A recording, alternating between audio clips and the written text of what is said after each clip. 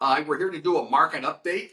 We're recording this on July what? 16th. 16th. Happy July. Normally we were waiting for the MAR updates, but they come later and later and later and later. I don't know what they're doing at MAR. Ditto. So we do our own. Yeah. We do our GAR updates. What? Gary. I've got my charts. Oh, which you don't like. Can't stand them. So what do you see is happening in the market right now? I'm seeing a big retraction right now. Definitely. I'm seeing houses sitting on the market a little longer. I'm seeing a ton of price reductions and a lot of backup markets. This, again, as we talk about, I feel like every single update where pricing is crucial. Agents have to get the mentality out of a few months ago where you could basically price a house for what you want, get multiple offers. It is super important to be cognizant of where we're at in the market as of today, July 16th, even the last few weeks. One of the things that I see is that, you when you're pricing things, you get kind of in a mode and say, well, I'm going to price it here. I want to go a little bit under so that I can get more eyes so that the price will come. And then that shifts. Right. And if you're not aware of that or not in tune with it, you're sitting there like, oh shit. What happened? There's been a shift. See how I do? Holy shift. Yes. But I sit with sellers all the time, and I'm okay if I lose a listing as far as I explain the fact that you have to get people through the doors. And buyers right now, because rates are basically holding strong still, buyers are okay with waiting. Inventory is still up and down. Some weeks we see a little more. I haven't seen anything, really good in the past week or so. But that's why agents need to be on top of their market and know what's going on and how many houses are actually on the market. And as you're seeing over the past few months, feel free. Are you looking at the chart? Which I'm looking at the EKG. Yes. It shows, and I'm sorry, I should have it so that we can display it, but I didn't set that up because someone doesn't like charts. At all. The inventory that we have is strong. It's less than we had last year, but it's better than it's been. Right. And I actually just wrote an article on this. It used to be that you saw these big ups and downs in inventory, spring market. Yeah. There's still ups and downs, but it's definitely dampened out. Well, I talked about last winter. Normally winter is the time that, business is slower. We prep for the spring. Winter was insane. Right. And even said everyone's like, don't list in July. July is slow. It's still been consistent. We may have put 2 houses on the market and they're both under agreement. I saw. And a lot of people calling, I want to list. It's funny because rates, number one, dictate a ton. Again, what buyers don't understand is if rates drop, housing prices are going to go up. Right. So if someone finds something that they like in this market, even with rates a little high, you may want to consider jumping on that. You might be able to get a deal. No. Deal-ish. Yeah, that's fine. The fire sales, they're not out there right now. Actually, here's another funny thing. I put a fixer-upper in Worcester at a very good price, under $300,000. In a normal market, we would have probably had 10 or 15 offers, well over asking. We only had a few, good offers. But we had a ton of people through the doors. But buyers also realize that a lot want to live in it and fix it up as they go, but they also realize how expensive it is for contractors, materials, all of that still. So, they're treading a little lightly right now. I believe that if you're going to do a fixer-upper, you need to have a sense of your numbers. And you think?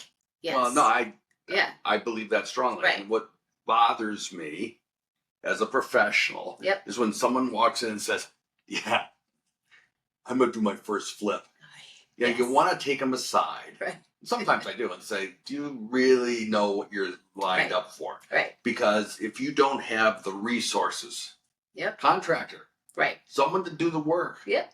Some people say, well, I've got a family. And they can that's fine. Right. If you've got a family of, I've got everything. A plaster, I've got drywall. Licensed, all of that. Licensed? Pull some permits, please. But that's another thing. ARV, for those that don't know, after repair value.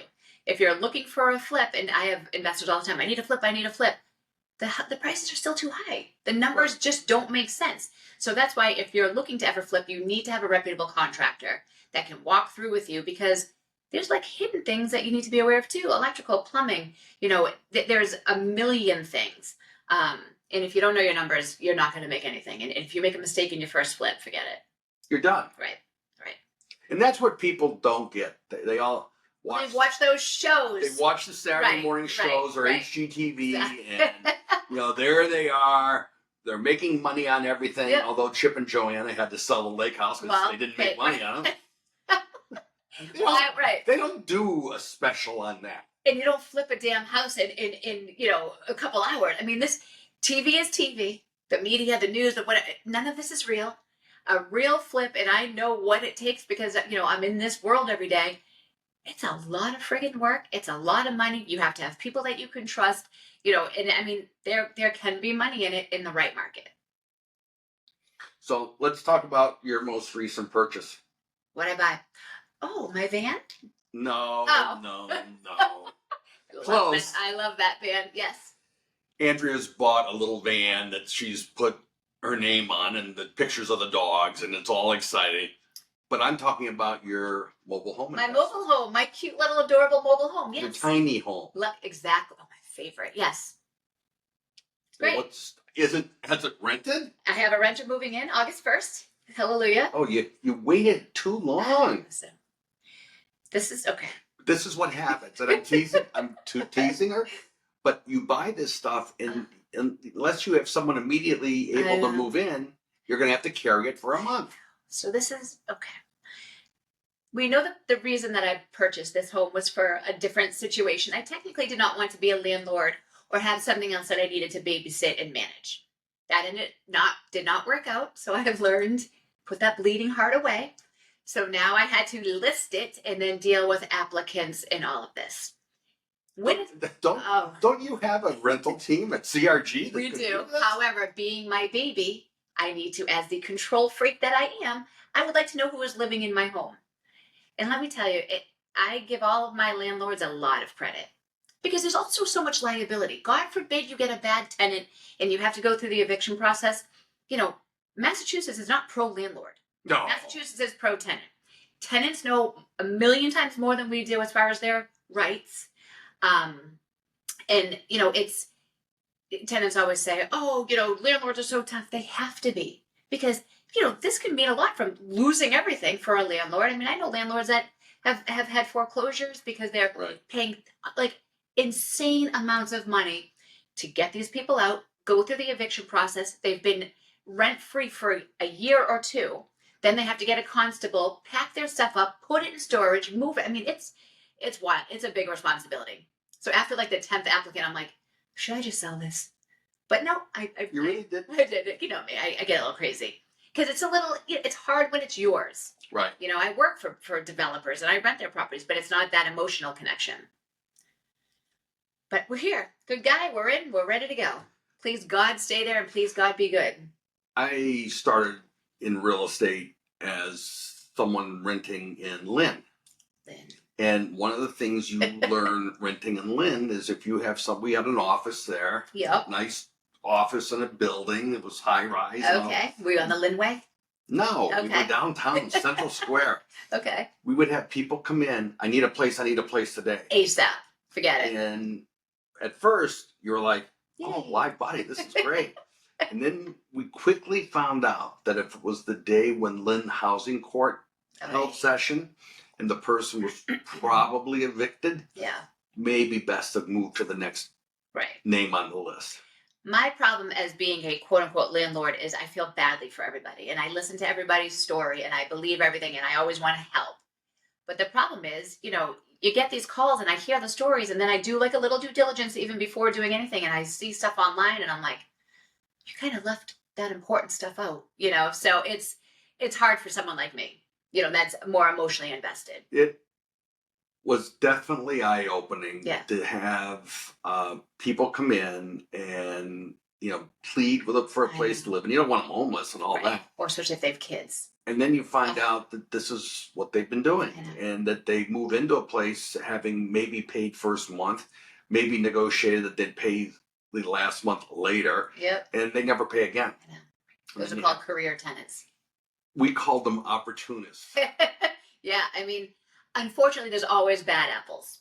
You know, the good tenants that are out It's there. hard. Yeah, of course it's hard.